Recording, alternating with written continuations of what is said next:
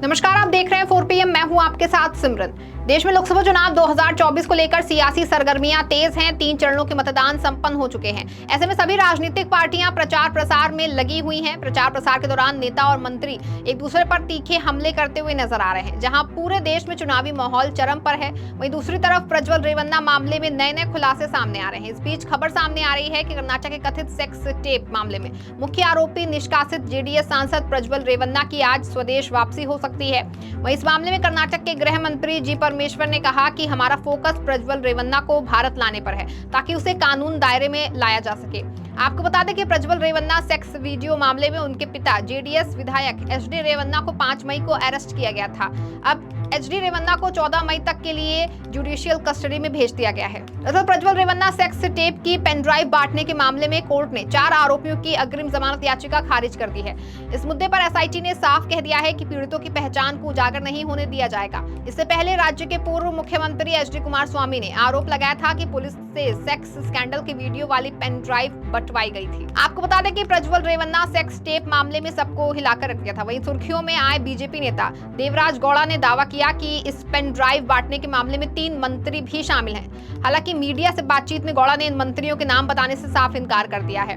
गौड़ा ने कहा कि अगर वो नाम बताएंगे तो प्रज्वल रेवन्ना की तरह देश छोड़कर भाग जाएंगे। देवराज गौड़ा ने आगे कहा कि जिस तरह से रेवन्ना ने देश छोड़ा, ऐसे ही ये मंत्री भी भाग जाएंगे। इसके साथ ही पूर्व सीएम एचडी कुमारस्वामी ने deputy CM DK Shivakumar ने आरोप लगाया कि हासन लोकसभा सीट से सांसद प्रज्वल रेवन्ना के कथित सेक्स स्कैंडल से संबंधित 25,000 पेन ड्राइव को चुनाव से पहले बांटा गया था। इस पर डीके शिव कुमार ने पलटवार किया और मीडिया से बातचीत में कहा कि एचडी कुमारस्वामी ही कहानी के मुख्य निर्देशक और निर्माता थे।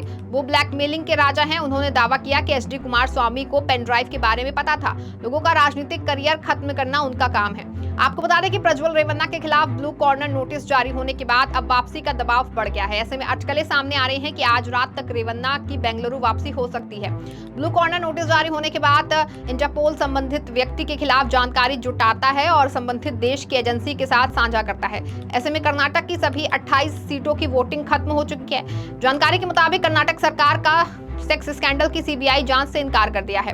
कर्नाटक के गृह मंत्री डॉक्टर जी परमेश्वर ने कहा कि कुमारस्वामी ने करीब 100 सवाल किए हैं। मैं उन सभी सवाल का जवाब नहीं दूंगा। उन्होंने सीबीआई जांच कराने की मांग की है, जो हम नहीं कराने जा रहे हैं। आपको बता दें कि स्पेशल इन्वेस्टिगेशन टीम सक्षम में है।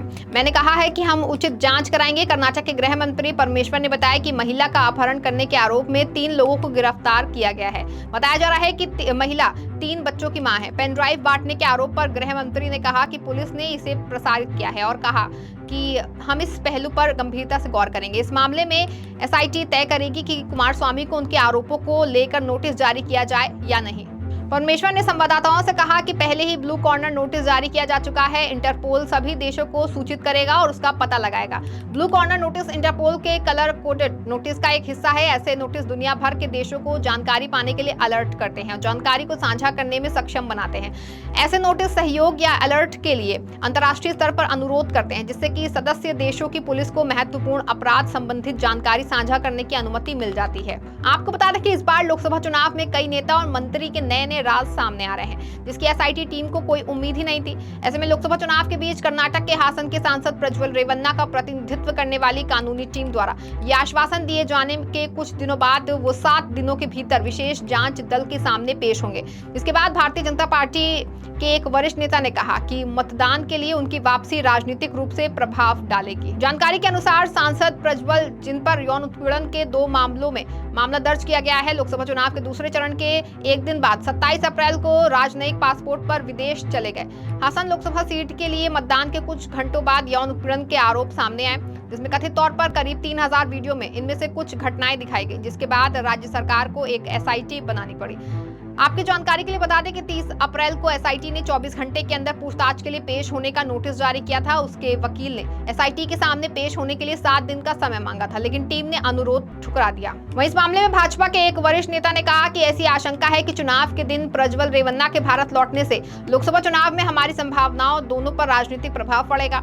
जब यौन उत्पीड़न का मामला सामने आया तो शुरुआती आंकलन ये था कि ये हासन में एक स्थानीय मुद्दा होगा, लेकिन 2 चरणों के बीच ये घोटाला एक राज्य, यहाँ तक कि राष्ट्रीय मुद्दा बन गया। हमें नहीं पता कि प्रज्वल से कोई संपर्क हुआ है या नहीं, लेकिन ऐसी समझ है कि उसकी गिरफ्तारी से ध्यान भटक जाएगा। ऐसे में भाजपा नेता ने कहा कि जेडीएस का पूरे उत्तर कर्नाटक में प्रभाव नहीं है, लेकिन विजयपुरा, बल्लारी, कालाबुरागी और रायचूर जैसे संसदीय क्षेत्रों के वरिष्ठ इलाकों में इसका अच्छा खासा मतदाता आधार है। जेडीएस के पास इन क्षेत्रों में सीमित अभियान थे। सार्वजनिक रैलियों या बैठकों से अधिक ये ज्यादा स्थानीय नेताओं का उपयोग करके जेडीएस कैडरों को जुटाने का एक अभियान था।